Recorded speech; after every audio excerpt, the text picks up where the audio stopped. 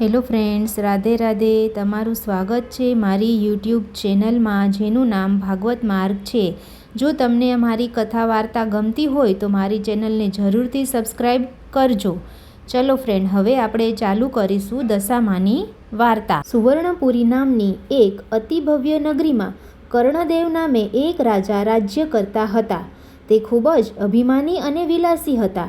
જ્યારે તેમની પત્ની ખૂબ જ દયાળુ અને ધાર્મિક વૃત્તિના હતા. પતિ પત્નીના અલગ અલગ સ્વભાવને કારણે તે બંને વચ્ચે ઘણા મતભેદ અને મનભેદ રહેતા હતા. રાણીને રાજાનો સ્વભાવ સહેજ પણ ન ગમતો હતો. તે રાજાને વારંવાર સમજાવવા છતાં બધા પ્રયત્નો નિષ્ફળ જતા હતા. રાજાનો મહેલ નદીના કિનારાથી નજદીક હતો. એક દિવસ રાણી રાજાના મહેલના ઝરૂખામાં બેઠા હતા ત્યારે તેમણે નદી કિનારે કેટલીક સ્ત્રીઓને કંઈ પૂજાવિધિ કરતા જોઈ કુતૂહલવશ થઈ પોતાની દાસીને તે વિશે જાણી લાવવા મોકલી. દાસી તે વિશે જાણી અને સ્ત્રીઓને મળી ને થોડી વારમાં પાછી ફરી અને રાણીને જણાવ્યું, રાણીબા, એ સ્ત્રીઓ દશામાનું વ્રત કરે છે. ત્યારે રાણીએ દાસીને પૂછ્યું કે આ વ્રત કરવાથી શો લાભ મળે છે. ત્યારે દાસીએ જણાવ્યું કે આ વ્રત જે સ્ત્રી કરે તેની મનની મનોકામના પૂર્ણ થાય છે, દુઃખ દારિદ્ર્ય દુઃખ દૂર થાય છે, ખોળાનો ખૂંદનાર પ્રાપ્ત થાય છે અને નિર્ધનને ધન આપે અને અનેક લાભોનો આ વ્રત કરવાથી મળે છે. આ વાત જાણી રાણીએ દશામાનું વ્રત કરવાની ઈચ્છા થઈ. તેમણે દાસીને એ વ્રતની વિધિ વિશે જાણી લાવવા કહ્યું. દાસી ફરીથી તે સ્ત્રીઓ પાસે ગઈ અને થોડી વારમાં પાછી આવીને રાણીબાને કહ્યું કે આ વ્રત અષાઢી માસ અમાસ એટલે કે દિવાસાના દિવસથી શરૂ થાય છે. વ્રત કરનારે 10 સૂતરના તાતણા લઈ તેને 10 ગાંઠો વાળી દરેક ગાંઠને કંકુના ચાંદલા કરવા. આમ દશામાનો દોરો લઈ વ્રતને લેવું. ઘરે દશામાની સ્થાપના કરી 10 દિવસ પૂજન કરવું, ધૂપદીપ કરવા, સ્તુતિ કરવી, આરતી કરવી, ગુણગાન ગાવા. આમ 10 દિવસ ઉપવાસ ના કરવા અથવા એકટાણા કરવા. પૂજામાં મૂકેલ દશામાની સાંઢળીને છેલ્લે દિવસે નદી કે તળાવમાં પધરાવવી.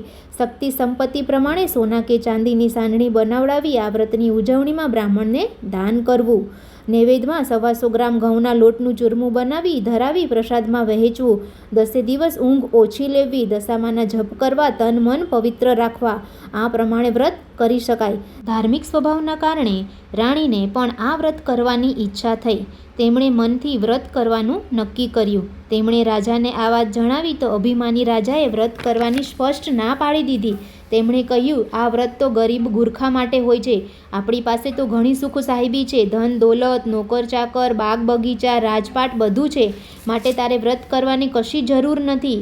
રાજાના આવા અહંકારી વચનો સાંભળી રાણીનું દિલ દુભાયું અને ખાધા પીધા વગર સૂઈ રહ્યા. રાજાએ અહંકાર ગર્વ અભિમાનમાં ચકચૂર થઈને દશામાના વ્રતનું અપમાન કર્યું. તેથી દશામાં ક્રોધિત થઈ ગયા અને તેણે રાજાને સપનામાં આવીને જણાવ્યું કે તે મારા વ્રતનો અનાદર કર્યો છે, તેથી હું તારા પર કોપાયમાન થઈ છું. ભયથી થરથરી ઉઠેલા રાજાની આંખ ઉઘડી ગઈ અને તેમણે રાણીને જગાડીને સપનાની વાત કહી. હવે જરૂર કઈ આપત્તિ આવશે જે ભોગવ્યા વગર છૂટકો નથી. કાળની ગતિને કોઈ મિથ્યા કરી શકનાર નથી. રાજા રાણી આ સપનાથી ખૂબ ચિંતાતુર હતા. તે જ સમયે રાજાનો એક અનુચર સમાચાર લઈને આવ્યો કે બાજુનો રાજા મોટું સૈન્ય લઈ ચડી આવ્યો છે. રાજા રાણીને દશામાને સપનાની વાત યાદ આવતા જ તેમને ખાતરી થઈ કે કાંઈ અશુભ થવાનું છે. તેથી તેમણે ગુપ્ત રસ્તે નાસી જવા વિચાર્યું. તે પોતાના બંને દીકરા તેમજ રાણી સાથે ગુપ્ત માર્ગે જંગલમાં જતા રહ્યા. તેઓ કદી ચાલેલ ન હોવાથી ખૂબ થાકી ગયા હતા. તેમની પાસે પગમાં પહેરવાની મોજડી પણ નથી. અણીદાર કાંટા પગમાં ભોકાય છે. ઝાંખના કારણે વસ્ત્ર પણ ફાટી ગયા. ફૂલ જેવા કુમારો ધમધમતો તાપ સહન કરી શકતા નથી. પેટમાં ઘણી જ ભૂખ લાગી છે પણ અન્નનો દાણો નથી. તરસ પણ ખૂબ જ લાગી છે પરંતુ પાણીનું એક ટીપું નથી. સૂર્ય મહારાજ મધ્યાને આવીને આગ વર્ષાવી રહ્યા છે. રાજા રાણીના નાના કુમારોની આ દશા જોવાતી નથી. એવામાં તેમની નજરે એક વાવ પડી. રાજા રાણી બંને કુંવરોને લઈને વાવમાં પાણી લેવા માટે ઉતર્યા. કુંવરો 7 પગથિયા ઉતર્યા. 8મા પગથિયે જ્યાં પગ મૂકવા જાય ત્યાં તો દશામાએ બંને કુમારને વાવમાં ખેંચી લીધા. રાજા રાણી આ જોતા જ ખૂબ ડઘાઈ ગયા હતા.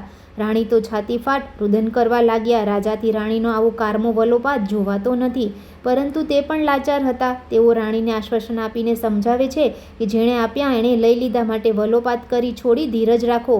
માતાજીનો ક્રોધ શમશે ત્યારે સૌ સારાવાના થશે. રુદન કરતી રાણીને સમજાવતા રાજા આગળ ચાલ્યા. બંને જણા ભૂખ તરસ તેમજ બંને બાળકોની વેદનાના કારણે ખૂબ જ થાકી ગયા હતા. તેથી રસ્તામાં આવેલી એક વાડીમાં થોડીવાર વિશ્રામો લેવાનો વિચાર કર્યો. પરંતુ જેવો વાડીમાં પગ મૂક્યો કે તરત જ વાડીના બધા જ ફૂલો કરમાઈ ગયા. વાડીનો માળી વિચારવા લાગ્યો કે જરૂર આ બંને જણા પાપી જીવ લાગે છે. એટલે જ તેમના પગલાં વાડીમાં પડતા જ વાડીના સાવ કરમાઈ ગઈ. તેથી તેણે બંનેને વાડીમાંથી હાંકી કાઢ્યા. આમ રાજા રાણી અપમાનિત થઈને ધીરે ધીરે આગળ ચાલવા લાગ્યા. ચાલતા ચાલતા બંને એક નગરમાં આવ્યા. ત્યાંનો મુખી રાજાનો સંબંધી હતો, એટલે દુઃખમાં એ જરૂર સહારો આપશે એમ વિચારી આશરો મેળવવા તેમના ઘેર ગયા. પરંતુ દશામાના કોપને કારણે એ મુખી રાજાને ઓળખી શક્યો નહીં અને તેમને ભિખારી ગણી અને ગામની બહાર કાઢી મૂક્યા. રાજા રાણી તરત સમજી ગયા કે આ દશામાના કોપને કારણે જ બન્યું છે.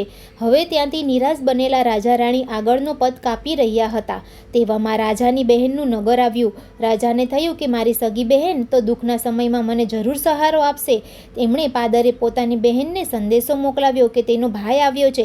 બહેન પોતાના ભાઈને સોનાની ગાગરમાં સુખડી મોકલી અને સાથે સોનાની સાંકળ મૂકી. પરંતુ માના કોપને કારણે સોનાની ગાગર પિત્તળની બની, સુખડી કોલસા બન્યા અને સોનાની સાંકળીના બદલે ફૂફાડા મારતો કાળો નાગ નીકળ્યો. રાજાને વિચાર આવ્યો કે મારી જનેતા બહેન કદી આવું ન કરે. નક્કી આ દશામાના કોપને કારણે જ બન્યું છે. તેથી તેમણે આ ગાગરને ત્યાં જ દાટી દઈને આગળ ચાલ્યા. ટાઢ તડકો વેઠતા, દુઃખ સહન કરતા, કષ્ટ ભોગવતા રાજા રાણી આગળ વધતા જાય છે. ભૂખના કારણે તેમના પેટના આટી વળે છે. તેમને ચાલવાની સહેજ પણ હિંમત નથી. પરંતુ શું કરે? દશામાના કોપને સહન કર્યા વગર છૂટકો જ નથી. તેમ વિચારી તેઓ નિસાસા નાખતા ધીરે ધીરે આગળ વધવા લાગ્યા. તેવામાં એક નદીના કાંઠે ચીભડાના વાડા જોયા. રાજાએ બે હાથ જોડી વાડાના માલિકને કરગરી કહેવા લાગ્યા કે ભાઈ, અમે 7 દિવસના ભૂખ્યા છીએ. દયા કરીને અમને એક ચીભડું આપો. માલિકને દયા આવવાથી તેમણે એક ચીભડું આપ્યું. રાજાએ નક્કી કર્યું કે આગળ જઈ થોડો આરામ કરીને શાંતિથી ચીભડું ખાઈને ભૂખ મટાડીએ. તેવામાં એવું બન્યું કે એ ગામના રાજાનો કુંવર 2 દિવસ પહેલાં રિસાઈને ભાગી ગયો હતો. સિપાહીઓ કુંવરની શોધમાં નીકળ્યા હતા. દશામાના કોપના કારણે રાજાના હાથમાં જે ચીભડું હતું તે કુંવરનું માથું બની ગયું. આથી સિપાહીઓ તેમને બંનેને દોરડેથી બાંધી રાજ દરબારમાં હાજર કર્યા. રાજાએ તાત્કાલિક તેમને જેલમાં પૂરી દીધા. રાણીને ઘણીવાર મનમાં થતું કે મારા પતિએ દશામાના વ્રતની અવગણના કરી છે, તેથી જ કુટુંબના માથે દુઃખના ડુંગર તૂટી પડ્યા છે. માટે આ વર્ષે તો અષાઢી માસમાં દશામાનું વ્રત કરીશ. આમ માને રીઝવવાનું નક્કી કર્યું. જોત જોતામાં 12 મહિના વીતી ગયા. શ્રાવણ મહિનો બેસવાના 2 દિવસ પહેલાં રાણીએ કેદખાનાના ઉપરી માણસને દશામાના વ્રત કરવા માટેની ઈચ્છા દર્શાવી. દયાળુ ઉપરીએ ધર્મના કામમાં ના પાડી નહીં અને જોઈતી સામગ્રી લાવી આપવાનું વચન આપ્યું. દિવાસાના દિવસે સવારે નાહીને રાણીએ 10 શેરનો દોરો લઈ તેને 10 ગાંઠો વાળી કંકુ લગાવ્યું. દશામાનું નામ લઈ કળશની સ્થાપના કરી. તે દોરાને કળશે બાંધી તેનું પૂજન કરી 10 દિવસ નકોડા ઉપવાસ કરી તન મનથી ખૂબ જ ભક્તિ કરી. આમ રાણીની અપાર ભક્તિ જોઈ દશામાનો કોપ સમી ગયો. માએ તેને આશીર્વાદ આપ્યા. તે જ રાત્રે દશામાએ નગરના રાજાને સ્વપ્નમાં જઈને કહ્યું, હે રાજા, તે કેદ કરેલા સ્ત્રી પુરુષ તારા કુંવરના હત્યારા નથી, પરંતુ બીજા દેશના રાજા રાણી છે. તેથી તેમને તું છોડી દે. તારો કુંવર મોસાળમાં છે. કાલે સવારે તે હેમખેમ પાછો આવી જશે. સ્વપ્ન પૂરું થતાં જ રાજા જાગી ગયો. તેની ઊંઘ આવી નહીં. સવાર પડતા જ રાજમહેલમાં શોર બોકાર થઈ ગયો કે કુંવર આવી ગયા છે. આ સાંભળતા રાજા બહાર આવીને પોતાના કુંવરને ભેટી પડ્યા ને આખા મહેલમાં આનંદ છવાઈ ગયો. ત્યાર પછી તે રાજાને બંદીવાન રાજા રાણીના માન સહિત મહેલ બોલાવી આવકારી અઢળક સંપત્તિ આપી અને વિદાયમાન કર્યા. રાજા રાણી રથમાં બેસી પોતાના રાજ્ય તરફ પાછા વળવા નીકળ્યા. રસ્તામાં તેમની બહેનનું નગર આવ્યું. ત્યારે રાજાએ પોતાની જમીનમાં દાટેલી ગાગર યાદ આવી. રાજાએ ખાડો ખોદીને જોયું તો ગાગરમાં સોનાની સાંકળી અને સુખડી હતા. બીજી બાજુ બહેનને જણાવવા માંડ્યું કે તારો ભાઈ ભાભી નગરના સીમાડે આવ્યા છે. તેથી તે પોતાના ભાઈ ભાભીને આગ્રહ કરી અને ઘેર લઈ ગઈ. 2 દિવસ રોકાઈને રાજા રાણી આગળ ચાલ્યા. રસ્તામાં મુખીનું ગામ આવ્યું. જે મુખી પહેલાં તેમને ઓળખતા ન હતા તેણે રાજા રાણીનું સામૈયું કર્યું અને જમાડ્યા. ત્યારે રાજાને ખાતરી થઈ ગઈ કે પહેલાં દશામાના કોપને કારણે જ કોઈ પોતાને ઓળખતા ન હતા, પણ હવે દશામાની કૃપા થઈ છે, તેથી બધે સ્વાગત થાય છે. આગળ જતાં ફૂલવાડીમાં આવ્યા. સુકાયેલી ફૂલવાડી લીલી છમ બની ગઈ.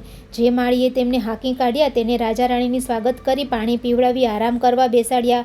ફૂલવાડીમાં થોડો વિશ્રામ કરી રાજા રાણીને વાવની નજીક આવ્યા. વાવની પાસે એક ગરડા માજી પોતાના 2 બાળકોને લઈને ઊભા હતા. રાજા રાણીએ તે ગરડા માજી પાસે પોતાના બાળકોને જોતા જ કહ્યું, હે માજી, આ બંને પુત્રો તમારી પાસે કેવી રીતે આવ્યા? ત્યારે માજીએ પોતાનું અસલ સ્વરૂપ પ્રગટ કરીને કહ્યું, મેં જે તારા બંને બાળકો વાવમાં ખેંચી લીધા હતા, પરંતુ રાણીએ કરેલા વ્રતના પ્રભાવે હું તમારા બાળકો તમને પાછા સોંપવા આપી છું. આ સાંભળી રાજા રાણી બંને દશામાના પગે પડીને માફી માંગી અને દશામાં બંને જણને આશીર્વાદ આપી અંતર ધ્યાન થઈ ગયા. ત્યાંથી રાજા રાણી અને બંને કુંવરો પોતાના રાજ્યના સીમાડે આવી પહોંચ્યા. પ્રજાને જાણ થતાં જ રાજ્યમાં હર્ષ વ્યાપી ગયો. દુશ્મન રાજા જેણે આ રાજાનું રાજ્ય પચાવી પાડ્યું હતું તે આ રાજ્યનો કબજો લીધા પછી બહુ હેરાન પરેશાન થઈ ગયો હતો. તેથી તે અસલ રાજાને રાજ્ય પાછું સોંપવા માંગતા હતા. તેને પણ ખબર પડતા રસાલા સાથે રાજ્યના સીમાડે આવીને પોતાની ભૂલ કબૂલ કરી રાજાને તેનું રાજ્ય સંભાળી લેવા કહ્યું. લોકો વાજતે ગાજતે સામૈયું લઈને સામા આવ્યા. રાજા રાણી સુખેથી પોતાના મહેલમાં આવ્યા. તે રાજ્યનો બધો વહીવટ સંભાળી લીધો. સૂર્યના તેજે પેટે તેમની કીર્તિ વધવા લાગી. પ્રજામાં આનંદનો પાર ન રહ્યો.